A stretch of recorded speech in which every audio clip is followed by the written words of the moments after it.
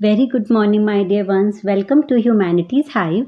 मेरे साथ आपने शुरू की है क्लास 12 की कंटेम्प्रेरी वर्ल्ड पॉलिटिक्स, जिसमें हम first chapter end of bipolarity, second chapter contemporary centres of power कर चुके हैं। थर्ड चैप्टर हमारा ये चल रहा है कंटेम्प्रेरी साउथ एशिया, और जो आज कंप्लीट हो जाएगा, जिसमें हमने ये सारे टॉपिक्स कवर कर लिए हैं, चाहे वो मिलिट्री डेमोक्रेसी पाकिस्तान हो, Bangladesh, monarchy democracy Nepal, ethnic conflicts and democracy in Sri Lanka कर लिया। उसके बाद इंडिया पाकिस्तान के आपस में जो कॉन्फ्लिक्ट्स हैं उनको डिस्कस कर लिया, इंडिया एंड इट्स नेबर्स ये भी डिस्कस हो गया। और आज लास्ट टॉपिक है peace and cooperation. It means पहले आपने कंट्रीज़ के इंटरनल इश्यूज डिस्कस किए, फिर वो पाकिस्तान का, नेपाल का, श्रीलंका का और बांग्लादेश का। उसके बाद आपस में उनके क्या कॉन्फ्लिक्ट्स हैं, चाहे इंडिया पाकिस्तान हो या इंडिया बांग्लादेश हो या इंडिया नेपाल हो, वो डिस्कस किया। उसके बाद आज हम करने जा रहे हैं पीस एंड कोऑपरेशन। भाई पड़ोसी हैं हमारे, लड़ाई झगड़े तो होते ही रहती हैं, लेकिन हमें ये भी पता है कि अगर हम एक दूसरे के साथ फ्रेंडशिप करके रहेंगे, कोऑपरेशन करके रहेंगे, तो उसका एडवांटेज हम सारी कंट्रीज़ को ही मिलेगा।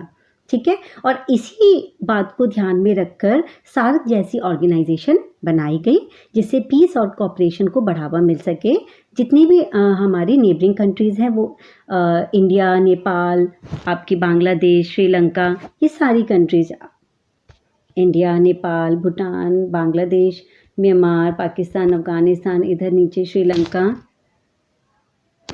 ठीक है, एंड इधर मालदीव, वो इसमें विजिबल नहीं है। ओके, तो इन्हीं बातों को ध्यान में रखकर सार्क जैसी संस्था बनाई गई। Peace and cooperation, efforts towards peace and cooperation in South Asia, SAARC. SAARC की full form South Asian association regional cooperation. Okay, कौन कौन सी मेंबर कंट्रीज़ हैं, ये देखो मैंने मैप लगा दी जिससे आपको मेंबर कंट्रीज़ याद हो जाएंगी। India, Nepal, Bhutan, Bangladesh 4, Pakistan, Afghanistan 6, Sri Lanka 7 and Maldives 8। ये 8 मेंबर कंट्रीज़ हैं सार्क की। क्यों बनाई गई? क्योंकि हमारी कंट्रीज़ के अगर हम प्रॉब्लम्स की बात करें तो लगभग सेम सी प्रॉब्लम है, सारी डेवलपिंग कंट्रीज़ हैं। पॉवर्टी है, लिटरेसी रेट देखा जाए तो बहुत अच्छा नहीं है, पॉपुलेशन बहुत ज़्यादा है। तो फिर हम सारी कंट्रीज़ ने ये सोचा कि क्यों ना एक साथ आया जाए और एक दूसरे को कोऑपरेट करके हम तेज़ी से डेवलप हो सकें। In spite of many conflicts, the states of South Asia recognize the importance of cooperation and friendly relationship among themselves। कितने भी कॉन्फ्लिक्ट्स हों, लड़ाई झगड़ा तो होता ही रहता है पास पड़ोस में, लेकिन हमें इसकी भी इम्पॉर्टेंस पता है कि अगर आपस में एक दूसरे के साथ फ्रेंडशिप रिलेशन रखेंगे, कोऑपरेशन करेंगे, तो कहीं ना कहीं जो वेस्टर्न कंट्रीज़ है, जो अदर नेबरिंग कंट्रीज़ हैं, उनका इन्फ्लुएंस हम पे नहीं हो पाएगा अगर हम सारी कंट्रीज़ यूनिटी के साथ काम करेंगे। तो the south Asian countries have a common cultural heritage, similar social customs and much the same economy. More than 1/5 of the world population lived in this region. The people in the region face problems such as poverty, hunger, disease, literacy and political instability. अगर हम south Asian countries की बात करें, हम culture देखा जाए तो लगभग सेम सा है, हमारे सोशल कल्चर कस्टम्स भी सेम से हैं। और अगर पॉपुलेशन की बात करें तो पूरे वर्ल्ड की 1/5 पॉपुलेशन साउथ एशियन कंट्रीज़ में रह रही है। और इसके अलावा प्रॉब्लम्स की बात करें, चाहे poverty, hunger, disease, literacy rate, ये सारी कंट्रीज़ में जो हमारे साउथ एशियन कंट्रीज़ हैं वहाँ पे ये प्रॉब्लम हम सबको देखने को मिलेगी। पॉलिटिकल इंस्टेबिलिटी देखने को मिलेगी, वो भी हमने एक कंट्री का डिस्कस किया ही है बाकी प्रीवियस क्लासेस में। And there is a considerable scope for mutual cooperation in the region, and these were the factors that led to the formation of SAARC. और इसी वजह से हम सारी कंट्रीज़ आगे आई म्यूचुअल कोऑपरेशन के लिए। और किसकी स्थापना हुई? सार्क की, the south Asian association for regional cooperation. SAARC is a major regional initiative by the South Asian states to evolve cooperation through multilateral means. It began in 1985 at Dhaka. सिर्फ एक dimension में हमें एक दूसरे को operate नहीं करना, चाहे इकोनॉमिक हो, सोशल हो, टेक्नोलॉजी हो, कल्चरल हो, हर फील्ड में हमें एक दूसरे को कोऑपरेट करना है। और इसका जो फर्स्ट समिट हुआ था 1985 ढाका में हुआ था। Dhaka is the capital of Bangladesh. ठीक है, चलो आगे बढ़ते हैं। द सार्क मेंबर्स इंक्लूडेड, अभी मैप मैंने शो कर दिया, इंडिया, मालदीव, पाकिस्तान, बांग्लादेश, श्रीलंका, भूटान, नेपाल एंड अफगानिस्तान। साथ के साथ लर्न करते चलेंगे the aims and objective of SAARC. देखो सार्क बना क्यों, बिल्कुल इकोनॉमिक सोशल डेवलपमेंट के लिए बना। हमारे जो पॉपुलेशन है उनकी जो प्रॉब्लम्स हैं उनको सुधारने के लिए, उनकी क्वालिटी ऑफ लाइफ सुधारने के लिए, जो रिसोर्सेज हैं उनका प्रॉपर तरीके से यूटिलाइज हो, जिससे कि सारी मेंबर कंट्रीज़ को उसका एडवांटेज मिले। To accelerate the economic and social development of the region, to promote the welfare of the people of South Asia and to improve their quality of life. जितनी भी member countries हैं उन सबको वहाँ की जनता को, पॉपुलेशन को वेलफेयर प्रोवाइड कराया जाए सरकार की तरफ से, और इसमें सारी मेंबर कंट्रीज़ एक दूसरे को पूरा पूरा कोऑपरेट करेंगी, जिससे वहाँ के लोगों की जो लाइफ है उसकी क्वालिटी में और इम्प्रूवमेंट हो, लोगों की बेसिक नीड्स पूरी हो सकें, उन्हें मेडिकल फैसिलिटी अच्छी मिल सकें, एजुकेशन सिस्टम अच्छा हो। इन सब फील्ड में मेंबर कंट्रीज़ एक दूसरे को कोऑपरेट करेंगे। Making full use of all the human and natural resources, जो भी नेचुरल रिसोर्सेज हैं और ह्यूमन रिसोर्सेज हैं उनका प्रॉपर यूटिलाइज हो, जिसका एडवांटेज सारी मेंबर कंट्री को मिले। क्योंकि हो सकता है कुछ नेचुरल रिसोर्सेज इंडिया के पास हैं, अदर कंट्री के पास नहीं है, जो उनके पास हैं जो रिसोर्सेज उनके पास हैं वो हमारे पास नहीं है। तो ऐसे में मेंबर कंट्रीज़ एक दूसरे को पूरा पूरा कोऑपरेट करके आगे बढ़ सकते हैं। To bring mutual assistance and collaboration in area such as agriculture, rural development, technology, sports and cultural exchanges, इन सारे फील्ड में हम एक दूसरे के साथ कोलैबोरेट करेंगे। The SAARC summit, the first summit was held in 1985 at Dhaka, ये आपको पता होना चाहिए। And the 12th SAARC summit इसलिए इम्पॉर्टेंट है क्योंकि इसमें साफ्टा की बात की गई थी, फ्री ट्रेड जोन की बात करी गई थी, ट्रेड बैरियर्स को कम करने की बात करी गई थी। क्योंकि जब ट्रेड बैरियर्स को कम करोगे तभी तो आप इकोनॉमिकली एक दूसरे को कॉपरेट कर पाओगे और सारी कंट्रीज़ को इसका एडवांटेज होगा जब लिबरलाइज करोगे आप अपनी इकोनॉमिक पॉलिसी को। तो the 12th SAARC summit was held at 12th Islamabad, Pakistan in January 2004. It ended after the signing of the historic South Asian Free Trade Agreement SAFTA। अपने आप में इम्पॉर्टेंट है फॉर MCQ, फुल फॉर्म पता होनी चाहिए, कब sign किया गया, 2004 में। We sought the creation of a free trade zone for the whole of South Asia, that is reduction of trade barriers between the SAARC member nation. Free trade zone बनाया जाए, जितनी भी ट्रेड को लेकर barriers हैं उनको कम किया जाए। साफ्टा का मेन पर्पस यही था। And the SAFTA agreement was to become effective on 1 January 2006। 2004 में बात करी गई लेकिन ये इफेक्टिव कब हुआ, 2006 में। And SAFTA aims at lowering trade tariffs by 20% by 2007। जितने भी आपके टैक्स टैरिफ हैं उनको 20% रिड्यूस करने की बात करी गई 2007 तक। क्लियर, चलो आगे बढ़ते हैं। A critical evaluation of the limitations and shortcomings of SAARC. अब तक हमने पढ़ा कि हाँ हम एक दूसरे को ऑपरेट करेंगे, कोलैबोरेट करेंगे, बट कहीं ना कहीं शॉर्टकमिंग्स तो हैं, लिमिटेशंस भी हैं। क्योंकि आपको पता है कि हमारे मेंबर्स कंट्री के साथ कुछ ना कुछ कॉन्फ्लिक्ट्स भी हैं, फिर वो चाहे इंडो पाक हो या बांग्लादेश हो या श्रीलंका हो। तो कहीं ना कहीं जब किन्हीं किन्हीं मुद्दों पर अगर कॉन्फ्लिक्ट्स हैं तो जो एक ऑर्गेनाइजेशन है वो शायद उतने इफ़ेक्टिव तरीके से काम नहीं कर पाती। कुछ ऐसा ही सार्क के साथ भी है। But some of our neighbours fear that SAFTA is a way for India to invade their markets and to influence their societies and politics through commercial ventures and commercial presence in their country. देखो अब जितनी भी neighbouring countries हैं वो क्या सोच रही हैं इंडिया के लिए कि साफ्टा के थ्रू जो इंडिया है हमारी कंट्री पे, हमारी मार्केट में, हमारी सोसाइटी, हमारे पॉलिटिकल सिस्टम, हर किसी में अपना इन्फ्लुएंस बढ़ाता चला जाएगा, और जो कि हमारी कंट्रीज़ के लिए ठीक नहीं है। बट इंडिया की बिल्कुल भी ऐसी थिंकिंग नहीं है। India thinks that there are real economic benefits for all from SAFTA and that the reason that trades more freely will be able to cooperate better on political issues। कि SAFTA से सिर्फ India को ही नहीं बल्कि हम जितनी भी member countries हैं उन सबको उसका एडवांटेज मिलेगा। लेकिन जो मेंबर कंट्रीज़ है वो इंडिया को बड़ी सस्पिशियस नज़रों से देखती हैं। क्लियर कि कहीं ना कहीं इसके बहाने जो इंडिया है हमें इन्फ्लुएंस करने की कोशिश कर रहा है, हमें डोमिनेंस करने की कोशिश कर रहा है। लेकिन इंडिया का ये कहना है कि इसके थ्रू हमारी कंट्रीज़ के बीच कॉपरेशन और ज़्यादा बढ़ेगा और इसके साथ साथ हम पॉलिटिकल और सोशल इश्यूज़ पे भी एक दूसरे को ज़्यादा अच्छे से कॉपरेट कर पाएंगे। Although India Pakistan relation seem to be a story of endemic conflict and violence, there have been a series of efforts to manage tensions and build peace. No doubt India Pakistan के बीच कॉन्फ्लिक्ट कंटिन्यू बने रहते हैं, violence बना रहता है, ऐसी problem है जिसका अब तक कोई समाधान नहीं निकला है प्रॉपर तरीके से, बट उसके बावजूद भी दोनों कंट्रीज़ समय समय पर ऐसा इनिशिएटिव लेती रहती हैं कि जिससे हम दोनों कंट्रीज़ के बीच की टेंशन्स कम हों और पीस मेंटेन रहें। जैसे the two countries have agreed to undertake confidence building measure to reduce the risk of war, कि टाइम टाइम पे ऐसी मीटिंग होती रहती है कि ठीक है अब दोनों कंट्रीज मतलब वॉर वगैरह नहीं करेंगी। Social activist and prominent personalities, जो भी दोनों कंट्रीज़ के सोशल एक्टिविस्ट हैं या प्रोमिनेंट पर्सनालिटीज़ हैं, have collaborated to create an atmosphere of friendship among the people of both countries. वो ऐसा एनवायरनमेंट क्रिएट करने की कोशिश करें जिससे दोनों कंट्रीज़ के बीच फ्रेंडशिप रहे। A number of bus routes have been opened up between the two countries.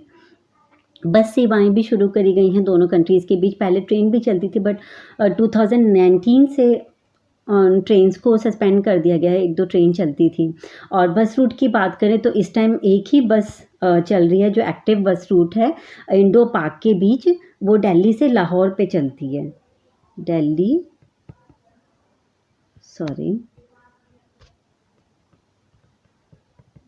Delhi to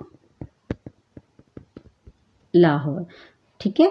अगर आप इंडिया की मैप की बात करें, ओ सॉरी ऐसे ही बन रहा है मुझसे भी, यहाँ पे समझो दिल्ली है तो और यहाँ पे वाघा बॉर्डर है, यहाँ पे आपका लाहौर है, तो यहाँ पे दिल्ली से वो बस चलती है वाघा बॉर्डर से और लाहौर को जाती है, ठीक है।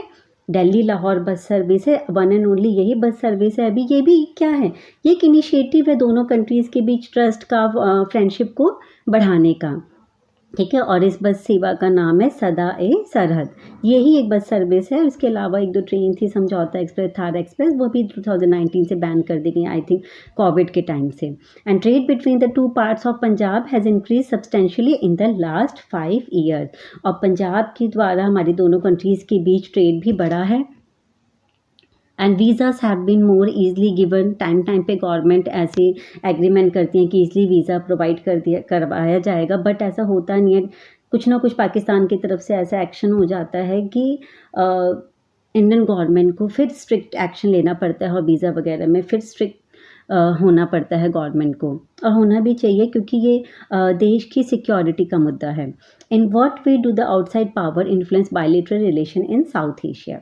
ये तो अब तक हमने मेंबर कंट्रीज़ के बारे में पढ़ा, लेकिन कहीं ना कहीं हमारे कंट्रीज़ की जो रिलेशन है उसमें बाहर की भी जो अदर कंट्रीज़ हैं वो भी एक इन्फ्लुएंशियल रोल प्ले कर रही हैं, just like America and China, okay. कि आउटसाइड पावर इनको इन्फ्लुएंस करने की कोशिश कैसे कर रही हैं। During the cold war era American attitude continue to be anti India. America set up a powerful military base in Pakistan during Bangladesh liberation struggle 1969-71। India supported the people of East Bengal, whereas America gave Pakistan a pat on the back. आपको पता है 1971 में जब east Pakistan और waste Pakistan की war हो रही थी तो इंडिया ने ईस्ट पाकिस्तान को पूरा सपोर्ट किया था। जो भी वहाँ पे लिबरेशन स्ट्रगल चल रहा था शेख मुजीबुर रहमान के द्वारा ईस्ट पाकिस्तान में, इंडिया पूरी तरीके से उनके सपोर्ट में था। और इंडिया को सपोर्ट किसने किया था पूरी तरीके से? रशिया ने। उस टाइम वेस्ट पाकिस्तान को कौन सपोर्ट कर रहा था? America. Clear? And Soviet union Russia on the other hand, Russia bracket में, remained India's trustworthy friend throughout. In 1971, an Indo-Soviet Treaty of Peace, Friendship and Cooperation was signed by India and Russia, and during the Bangladesh Liberation Movement, the treaty proved to be very effective. Very important treaty. 1971 में कौन सी treaty थी? Indo Soviet treaty, peace, friendship and cooperation को लेके। ठीक है, तो ये आपको पता होना चाहिए। पीस, फ्रेंडशिप और कोऑपरेशन की ट्रीटी 1971 में इंडो सोवियत ट्रीटी हुई थी, और उसी ट्रीटी के थ्रू 1971 में जो वॉर हुई उसमें रशिया ने इंडिया को पूरा पूरा सपोर्ट किया, और तभी इंडिया को एक कमेंडेबल विक्ट्री मिली। इंटरनेशनल लेवल पे इंडिया की तारीफ करी गई और बांग्लादेश एक नया देश बना। द पोस्ट कोल्ड वॉर इरा, लेकिन जैसे ही कोल्ड वॉर ख़त्म हुआ उसके बाद सर्कमस्टांसेस बिल्कुल बदल गए। कोल्ड वॉर कब ख़त्म हुआ? 1991 में, यूएसएसआर के कोलैप्स होने के बाद। जिन बच्चों ने फर्स्ट चैप्टर नहीं पढ़ा है एंड ऑफ बाइपोलैरिटी, जब आप वो पढ़ेंगे तो बिल्कुल क्लियर हो जाएगा। तो इंटरनेशनल लेवल पे जो बाइपोलर वर्ल्ड था वो बिल्कुल चेंज होकर यूनिपोलर वर्ल्ड में कन्वर्ट हो गया। जो कंट्रीज़ कम्युनिज्म को फॉलो कर रही थी, सोशल पॉलिसी को फॉलो कर रही थी, अब वो लिबरलाइज पॉलिसी को अडॉप्ट करने लग गई। डेमोक्रेसी को उन्होंने फॉलो किया, ओपन डोर पॉलिसी को अडॉप्ट किया। तो ऐसे में यूनाइटेड स्टेट और चाइना जैसी कंट्रीज़ का इन्फ्लुएंस इन कंट्रीज़ की तरफ बढ़ा। China and the United States remain key players in South Asian politics. ये दोनों इंपॉर्टेंट कंट्री हैं साउथ एशियन पॉलिटिक्स में। Sino Indian relations have improved significantly in the last 10 years, but China strategic partnership with Pakistan remains a major irritant. No doubt India China के relation पिछले कुछ सालों से सुधरे हैं, लेकिन चाइना का पाकिस्तान के साथ जो झुकाव है, जो पार्टनरशिप है, वो कहीं ना कहीं इंडिया के लिए एक बड़ी परेशानी है। American involvement in South Asia has rapidly increased after the cold war. और कोल्ड वॉर के ख़त्म होने के बाद, मतलब 1991 के बाद, अमेरिका की इन्वॉल्वमेंट इन कंट्रीज़ में बहुत ज़्यादा बढ़ी है। The US has had good relation with both India and Pakistan since the end of the Cold War and increasingly works as a moderator in India-Pakistan relation। दोनों के साथ ही अच्छे रिलेशन है, टाइम टाइम पे एज अ मीडिएटर का role play करता है। Economic reforms and liberal economic policies in both countries have greatly increase the depth of American participation in the reason. जब से इन देशों ने इकोनॉमिक रिफॉर्म्स को अडॉप्ट किया, लिबरल इकोनॉमिक पॉलिसीज़ को अपनाया, तब से अमेरिका की जो पार्टिसिपेशन है इन कंट्रीज़ में वो इंक्रीज़ हुआ है। The large South Asian diasporas in the US and the huge size of population and markets of the region also give American added stake in the future of regional security and peace. South Asia का diaspora US में काफ़ी अच्छी number में है। उसके बाद आप population की बात करें तो वर्ल्ड की 1/5 पॉपुलेशन साउथ एशियन कंट्रीज़ में है, और अमेरिका के लिए एक अच्छी खासी मार्केट साउथ एशियन कंट्रीज़ में अमेरिका को मिलती है। तो कहीं ना कहीं हमारी कंट्री की सिक्योरिटी और पीस के लिए भी अमेरिका की हिस्सेदारी को बढ़ाता है, और अमेरिका एक मीडिएटर का रोल प्ले करता है अगर कंट्रीज़ के बीच कुछ कॉन्फ्लिक्ट्स होते हैं तो। However, whether South Asia will continue to be known as a conflict-prone zone or will evolve into a regional bloc with some common cultural features and trade interests will depend more on the people and the government of the region than any other outside power। कि south Asian countries एक conflict prone area ही बन के रह जाएगा, या common cultural features के साथ, trade interest के साथ कोलैबोरेशन को बढ़ाएगा, कोऑपरेशन को बढ़ाएगा, ये वहाँ की जनता और वहाँ की गवर्नमेंट पे निर्भर करता है। क्लियर? उसके बाद लास्ट सार्क समिट की बात करें तो 18 सार्क समिट आपका 2014 में हुआ था, जो उतना सक्सेस नहीं हुआ, और 19 सार्क समिट आपका नवंबर 2016 में पाकिस्तान में होना था, वो भी कैंसिल हो गया। क्यों?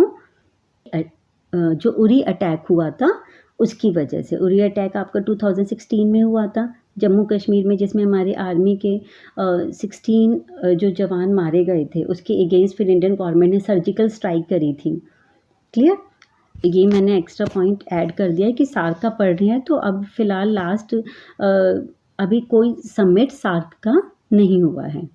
चलो आगे बढ़ते हैं। उसके बाद एक और छोटा सा इम्पॉर्टेंट टॉपिक बिम्स्टेक हम कर लेते हैं। BIMSTEC stands for Bay of Bengal initiative for multi sectoral technical and economic cooperation. सबसे पहले तो ये फुल फॉर्म आपको पता होनी चाहिए। बे ऑफ बंगाल, ठीक है, initiative for multi sectoral technical and economic cooperation, ठीक है। आप इसी के साथ पढ़ के इसको लर्न करना तो ईजिली लर्न हो जाएगा। It's a regional organisation comprising 7 members, वही सारे 7 मेंबर्स हैं, Bangladesh, Bhutan, India, Myanmar, Nepal, Sri Lanka and Thailand. BIMSTEC focuses on the fostering collaboration and cooperation, बिल्कुल सेम सार्क की तरह ये भी कोलैबोरेशन कोऑपरेशन की बात कर रहा है, ठीक है, ट्रेड में, इन्वेस्टमेंट में, टेक्नोलॉजी में और कल्चरल एक्सचेंज में। कब बना था बिम्स्टेक? 1997 में, with the signing of the Bangkok Declaration. Includes countries from South Asia, Bangladesh, Bhutan, India, Nepal, Sri Lanka और साउथ ईस्ट एशिया में म्यांमार और थाईलैंड। बिम्स्टेक के मेन ऑब्जेक्टिव क्या है? Aims to accelerate economic growth, social progress, technical and economic cooperation among member states. Economic growth के लिए एक दूसरे को कोऑपरेट करेंगे, सोशल प्रोग्रेस की बात करते हैं, टेक्निकल और इकोनॉमिक कोऑपरेशन की बात करते हैं, जितनी भी मेंबर स्टेट्स हैं वो एक दूसरे के साथ कोलैबोरेट करेंगी। Areas of cooperation, trade and investment, energy, transportation and communication, tourism, technology, fisheries, agriculture, public health, poverty alleviation, counter terrorism and more. And BIMSTEC provides India with a platform for regional engagement, counterbalancing China's influence and promoting its neighborhood first policy। और BIMSTEC कहीं ना कहीं India को भी एक ऐसा platform देता है कि चाइना के बढ़ते हुए इन्फ्लुएंस को रोक पाएगा। और इंडिया की भी पहली पॉलिसी यही है, प्रायोरिटी यही है कि नेबरहुड फर्स्ट, कि जितनी भी नेबरिंग कंट्रीज़ है पहले हम उनको कोऑपरेट करेंगे, उनके साथ कोलैबोरेट करेंगे। And the Indian prime minister participated in the 6th BIMSTEC summit. 6th BIMSTEC summit, मैं डेट लिखना भूल गई, ये अभी रिसेंट में हुआ है, अप्रैल 2025। ये आपको पता होना चाहिए, अगर आता भी है तो आप एग्जाम में लिख सकते हैं। The Indian prime minister participated in the 6th BIMSTEC summit hosted by Thailand under its chairmanship with the theme क्या थी आपको पता होनी चाहिए? Prosperous, resilient and open, focusing on enhancing regional cooperation and addressing key challenges. Main focus क्या है? Regional cooperation को बढ़ावा देना है और जो भी हमारी मेंबर कंट्रीज़ के चैलेंजेस हैं उनको मिल के एक साथ ख़त्म करना है। क्लियर? तो ये छोटे छोटे 2 टॉपिक्स थे, सार्क और बिम्स्टेक, और उसी के साथ हमारा ये चैप्टर कंप्लीट होता है। और इसके साथ जितने भी हमारे जितने पार्ट्स में ये चैप्टर कंप्लीट हुआ है उनकी प्लेलिस्ट अपलोड कर दी जाएगी और आप वहाँ से पूरा चैप्टर ये कंप्लीट कर सकते हैं। If you have any doubt then you can ask me. Thank you.